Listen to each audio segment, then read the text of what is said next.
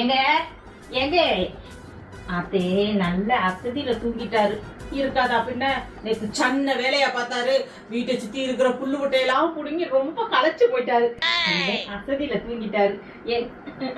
தொட்டு தொந்தரவு பண்ணக்கூடாது.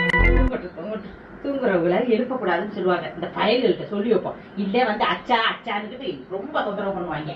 இந்த பாருங்கடா, 2 பேர் இங்கதான் இருக்கணும். அப்பா இங்க அசதியா தூங்குறாரு. தூங்குறவரை எழுப்பவே கூடாது சொல்லிட்டேன். இந்த ரூமுக்கு வந்தீங்க பொண்ணே அப்படியே உங்களை பாரு. ஏங்க கொசு அடிச்சு கொண்டுட்டேன். நீங்க நிம்மதியா தூங்குங்க.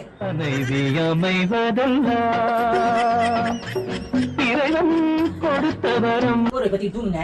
இந்த ரூம் யாருமே வந்து உங்களை தொந்தரவு பண்ண மாட்டாங்க. நல்லா தூங்குங்க. கதவை அடைச்சிட்டு